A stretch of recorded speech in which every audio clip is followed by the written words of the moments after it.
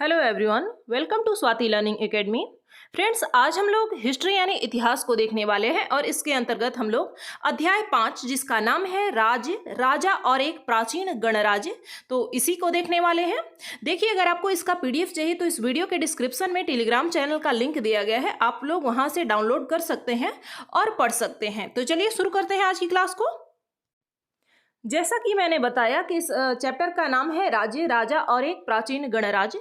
देखिए, इससे पहले जब हमने ऋग वैदिक कालीन समाज का अध्ययन किया था तो हमने देखा था कि किस तरह से राजा का चुनाव होता था। एक तरीके से कहें कि सभाओं में बैठकर जो सबसे योग्य और कुशल होता था उनका चयन किया जाता था राजा के रूप में। लेकिन धीरे धीरे लगभग 3000 साल पहले राजा बनने की इस प्रक्रिया में कुछ परिवर्तन दिखाई दिए, यानी कुछ बदलाव किए गए। कुछ लोग बड़े बड़े यज्ञों को आयोजित कर राजा के रूप में प्रतिष्ठित हो गए, यानी अब जो पहले वाला जो चयन करने का पद्धति था उसमें बदलाव हुए और लोग बड़े बड़े यज्ञ का आयोजन करके राजा बनने लगे। अश्वमेध यज्ञ जो है एक ऐसा ही आयोजन है। अश्वमेध यज्ञ का नाम आपने संभवतः सुना होगा और यह एक ऐसा ही आयोजन था जिसके द्वारा इस यज्ञ को करने के बाद लोग जो है उनकी प्रतिष्ठा में वृद्धि हो जाती थी, वो बड़े राजा कहलाने लगते थे। अब देखेंगे अश्वमेध यज्ञ क्या था, आखिर किस तरीके से होता था। इस यज्ञ में एक घोड़े को राजा के लोगों की देखरेख में स्वतंत्र विचरण के लिए छोड़ दिया जाता था। यानी अश्वमेध, जैसे कि इसका नाम से ही स्पष्ट है, इसमें घोड़े का प्रयोग किया जाता था और जिस राजा को अश्वमेध यज्ञ करना होता था वो सबसे पहले क्या करता था कि एक घोड़े को ऐसे स्वतंत्र छोड़ दिया जाता था और इस घोड़े को कोई भी राजा रोक नहीं सकता था। अगर वह उसे रोकता तो उसे, जिस राजा ने अश्वमेध यज्ञ का आयोजन किया है, उससे युद्ध करना पड़ता। और अगर वह नहीं रोक रहा है तो इसका मतलब क्या होता था कि अगर उसने उसे बिना बाधा के जाने दिया तो इसका मतलब यह है कि वह मानता है कि अश्वमेध यज्ञ करने वाला जो राजा है वो उससे अधिक शक्तिशाली है और उसका भी राज्य जो अश्वमेध यज्ञ कर रहा है उसी का एक हिस्सा माना जाएगा, उसे उसका मित्र माना जाएगा। यानी यह है कि हमने अधीनता स्वीकार कर ली है, हमने घोड़े को जाने दिया है अपने राज्य से। तो इसका सीधा सा मतलब यही था। यज्ञ जो है, अब यह अश्वमेध यज्ञ क्या है, वह पुरोहितों द्वारा यानी पंडितों द्वारा संपन्न कराया जाता था तथा इसमें विभिन्न राजाओं को आमंत्रित किया जाता था। उन राजाओं को आमंत्रित किया जाता था जो अपने राज्य से अश्वमेध यज्ञ के घोड़े को बिना बाधा के, बिना रोके ही उन्हें जाने देते थे। उन राजाओं को आमंत्रित किया जाता था, अनुष्ठान किया जाता था। और इस यज्ञ में क्या होता था कि वैसे जो लोग हैं वो सामान्य उपहार लाते थे। जैसा कि मैंने पिछली कक्षा में बताया था कि जो समाज था वो 4 वर्णों में बटा हुआ था और उसमें से जो वैश्य समुदाय के लोग हैं वो उपहार लाते थे और शूद्र को इसमें भाग लेने का अधिकार नहीं था, उसे भाग लेने नहीं दिया जाता था, उस यज्ञ में शामिल नहीं किया जाता था। अब हम लोग जानेंगे उत्तर वैदिक ग्रंथ के बारे में। देखिए, जैसा कि हमने बताया कि जब ऋग्वेद की रचना की गई थी तो उस समय को, उस पीरियड को क्या बोला जाता है, ऋग्वैदिक कालीन बोला जाता है। लेकिन ऋग्वेद के बाद जो भी ग्रंथ या जो भी वेद रचे गए उसे उत्तर वैदिक ग्रंथ कहते हैं। यानी ऋग्वेद के बाद रचना की गई जिन भी पुस्तकों को लिखा गया उसे उत्तर वैदिक ग्रंथ कहा जाता है। जैसे कि सामवेद, यजुर्वेद, अथर्ववेद और उपनिषद, इन्हें क्या कहा जाता है, उत्तर वैदिक ग्रंथ। और ये जिस काल में रचे गए उसे उत्तर वैदिक समाज कह सकते हैं, उत्तर वैदिक काल कह सकते हैं। देखिए, वर्ण जो है, वर्ण व्यवस्था क्या थी कि लोगों को 4 वर्गों में विभाजित किया जाता था, 4 भागों में बांटा जाता था। मुख्यतः पहला है ब्राह्मण। ब्राह्मण का कार्य था वेदों का अध्ययन, अध्यापन करना और यज्ञ करना। दूसरा था क्षत्रिय, यह युद्ध करना और लोगों की रक्षा करना। तीसरा था वैश्य, यानी यह क्या काम करते थे, कृषक होते थे, किसान होते थे, पशुपालक होते थे और व्यापार करना, व्यापारी वर्ग के लोगों को वैश्य के अंतर्गत रखा जाता था। इसके अलावा जो अगला है वो है शूद्र और इसका क्या कार्य था, तीनों ही वर्णों का, यानी ऊपर के जो ये 3 वर्ण हैं इनकी सेवा करना शूद्र का काम दिया गया था। देखिए, इससे पहले जब ऋग्वैदिक कालीन हम लोग पढ़ रहे थे समाज के बारे में, उसमें भी यह वर्ण व्यवस्था थी, लेकिन उसमें मुख्य अंतर क्या था कि उसमें जो यह वर्ण है वह उसके काम के आधार पर होता था, लोगों के काम के आधार पर बटा होता था। लेकिन उत्तर वैदिक कालीन आते आते यह जो वर्ण व्यवस्था है वो जन्म के आधार पर होने लगा। यानी ब्राह्मण का जो बेटा है वो ब्राह्मण ही होगा, भले उसे एक शब्द का ज्ञान ना हो। क्षत्रिय का जो बेटा है वो बहुत ही विद्वान क्यों ना हो, लेकिन वह क्षत्रिय ही रहेगा, वो उसे ब्राह्मण नहीं कहा जाएगा। यानी क्या हो गया कि जन्म के आधार पर वर्ण हो गया, वर्ण को बांटा जाने लगा। प्रायः औरतों को भी शूद्रों के समान माना गया, यानी औरतों को भी शूद्रों के समान माना गया था। महिलाओं तथा शूद्र को वेद के अध्ययन का अधिकार नहीं था। किन किन को लोगों को नहीं था? पहले तो महिलाओं को नहीं था, फिर शूद्र को भी वेद अध्ययन का अधिकारी नहीं माना गया था उत्तर वैदिक कालीन में। आगे है, पुरोहितों के अनुसार वर्णों का निर्धारण जन्म के आधार पर होता था। अभी जैसा कि मैंने बताया कि वर्ण व्यवस्था पहले क्या था कि कर्म के आधार पर होता था ऋग्वैदिक कालीन में, लेकिन उत्तर वैदिक कालीन में क्या हुआ कि इसका वर्ण का निर्धारण जो है जन्म के आधार पर होने लगा। कुछ लोगों को अछूत भी माना गया, जैसे शिल्पकार, शिकारी, भोजन संग्राहक और शवों को दफनाने और जलाने वाले, यानी ये सारा कार्य जो लोग करते हैं उन्हें अछूत कहा जाने लगा था। कुछ राजा स्वयं को पुरोहितों से श्रेष्ठ मानते थे तथा कुछ लोगों ने ब्राह्मणों की बनाई वर्ण व्यवस्था को स्वीकार नहीं किया था। अब देखिए, क्योंकि यह तो बिल्कुल गलत था कि मैं ही श्रेष्ठ हूं और अन्य लोग जो हैं वो कुछ भी नहीं है, वो छोटे हैं, अछूत हैं, तो यह तो गलत था। तो स्वाभाविक है कि लोग इसका विरोध करेंगे ही। तो कुछ लोगों ने इस वर्ण व्यवस्था को स्वीकार नहीं किया और कुछ जो राजा हैं उन्होंने स्वयं को पुरोहितों से श्रेष्ठ माना। आगे दिया गया है जनपद के बारे में। अब जनपद क्या था? जनपद का शाब्दिक अर्थ जन के बसने की जगह होता है, यानी जिस जगह पर जन बसते हैं उसे जनपद कहा जाता है। महायज्ञों को करने वाले राजा अब जन के राजा न होकर जनपदों के राजा माने जाने लगे। जैसा कि अभी हमने देखा शुरुआत में कि जो राजा लोग थे वो प्रतिष्ठा पाने के लिए, ज्यादा योग्य और बड़ा राजा कहलाने के लिए विभिन्न यज्ञों का आयोजन करवाते थे। धीरे धीरे वे राज बड़े होते गए और वे अब केवल राजन यानी जन का राजा होकर नहीं हुए, बल्कि उन्हें उस स्थान को जनपद कहा जाने लगा और वे राजा जनपदों के राजा हो गए। जैसे अब इसके प्रमुख स्थान कौन कौन से हैं? जैसे दिल्ली में पुराना किला हो गया, उत्तर प्रदेश में मेरठ के पास हस्तिनापुर और एटा के पास अतिरंजी खेड़ा इनमें से प्रमुख हैं। देखिए, ध्यान से देखिएगा और इसे नोट कर लीजिएगा। यह तीनों स्थान जो हैं वो महत्वपूर्ण है, यह जनपद है पुराने। जैसे दिल्ली में पुराना किला हो गया, उत्तर प्रदेश में मेरठ के पास जो है हस्तिनापुर नामक एक जगह है, साथ ही एटा के पास अतिरंजी खेड़ा जो है वो भी एक प्रमुख जनपद था। अब इसका पता कैसे चला? तो इसका पता खुदाई से पता चला था। इसका खुदाई करने के बाद पता चला कि यहाँ पर कोई जनपद था। खुदाई से पता चला है कि लोग झोपड़ियों में रहते थे और मवेशियों तथा अन्य जानवरों को पालते थे। वे चावल, गेहूं, धान, जौ, दालें, गन्ना, तिल तथा सरसों जैसी फसलें उगाते थे। जनपद में इन्हीं अनाजों को उगाया जाता था। इन पुरा स्थलों में से कुछ विशेष प्रकार के बर्तन मिले हैं जिन्हें चित्रित धूसर पात्र के रूप में जाना जाता है। अब इस जनपद काल में यानी उत्तर वैदिक काल जो हो गया उसमें किस तरीके के बर्तन पाए गए, प्रश्न आपसे पूछा जाएगा। तो उस काल में चित्रित धूसर पात्र मिला था, यानी इन्हें चित्रित धूसर पात्र कहते हैं। इन पर चित्रकारी की गई थी, यानी डिजाइन बनाए गए थे। ये आमतौर पर सरल रेखाओं तथा ज्यामितीय आकृतियों के रूप में है। इन पात्रों पर कुछ डिजाइन भी बनाए गए थे। आगे दिया गया है महाजनपद के बारे में। अब महाजनपद क्या है? लगभग 2500 साल पहले कुछ जनपद अधिक महत्वपूर्ण हो गए, इन्हें महाजनपद कहा जाने लगा। जैसे राजा हो गया और उसके बाद उससे बड़ा महाराजा हो गया, कुछ इसी तरीके से जनपद को महाजनपद कहा जाने लगा। देखिए, सामान्य रूप से समझिए, पहले क्या था? पहले एक छोटा सा राज्य होता था और इसके राजा होते थे।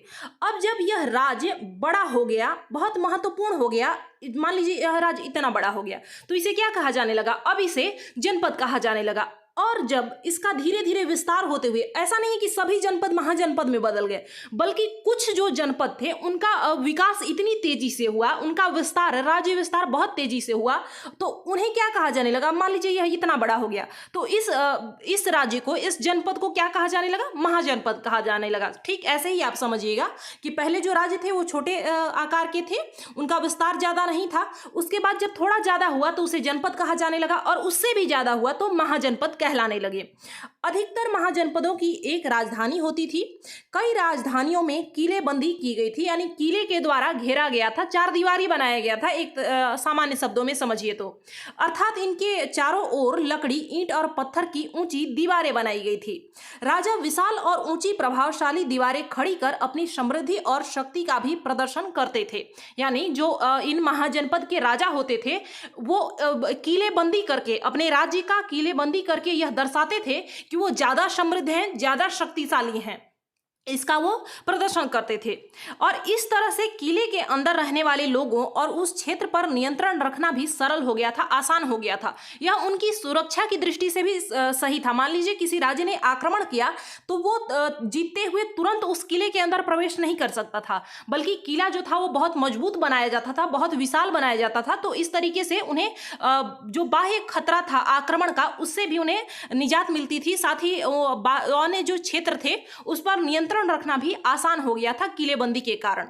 अब राजा जो है सेना रखने लगे थे, क्योंकि जब संपन्न होंगे, जब उनके पास धन आएगा तो उन्हें अपनी सुरक्षा की चिंता होगी कि कहीं अन्य राज्य आक्रमण न कर दे। तो जैसा कि हमने पहले देखा था, ऋग्वैदिक कालीन में जो राजा होते थे वे सेना नहीं रखते थे, अलग से अस्थायी सेना नहीं रखा जाता था। लेकिन महाजनपद काल में राजा सेना रखने लगे और उन्हें नियमित वेतन देकर, यानी पूरे साल वेतन देकर रखा जाने लगा था सेनाओं को।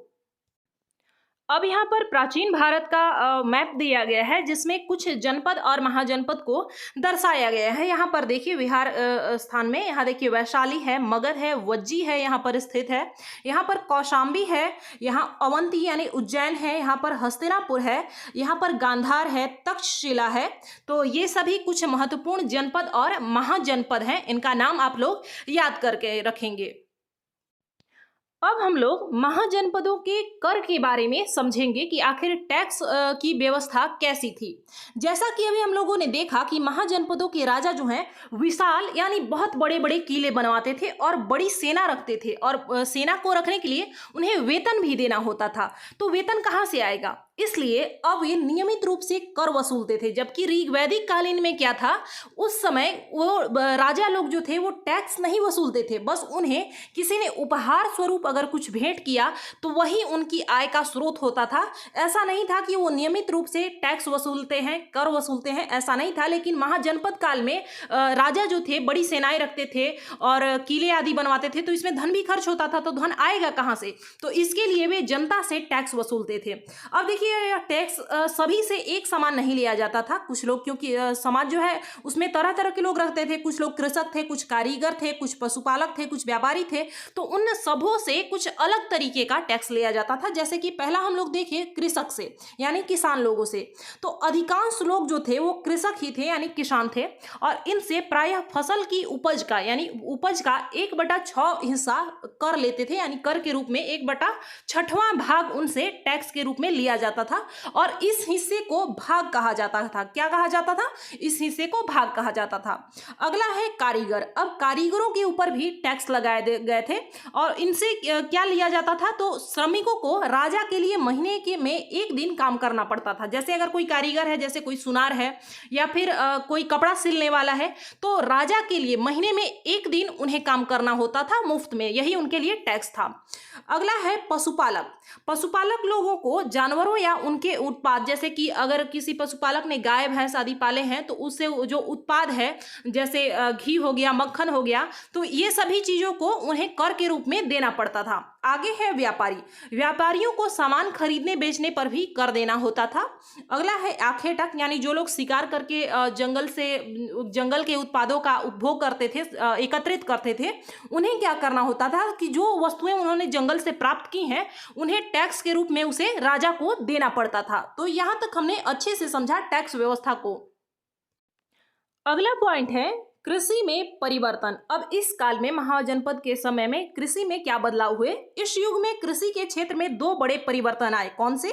पहला है हल के फाल अब लोहे के बनने लगे, जिससे अब कठोर जमीन को आसानी से जोता जा सकता था, और इससे फसलों की उपज बढ़ गई, पहले की तुलना में ज्यादा बढ़ गई, क्योंकि जहां कठोर जमीन होता था उसे भी आसानी से जोता जा सकता था। दूसरा है लोगों ने धान के पौधों का रोपण शुरू कर दिया, यानी रोप के ऐसे, जैसे क्या होता है कि सबसे सबसे पहले धान को एक जगह पे ऐसे डाला जाता है।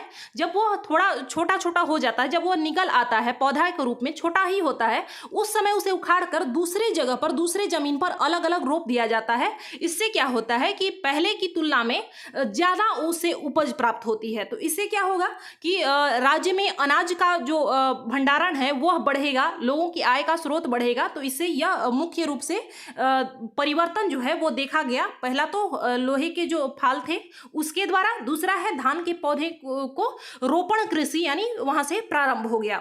यह काम जो है, अब क्योंकि धान का जो खेती करना होता है इसमें बहुत ज्यादा अत्यधिक श्रम की आवश्यकता होती है। तो ये सारे काम कौन करता था? ज्यादातर जो दास दासी होती थे और साथ ही जो भूमिहीन खेतीहर मजदूर होते थे, यानी जिसके पास खुद का जमीन नहीं है, वो दूसरों के खेतों पर काम करके गुजर बसर करता है।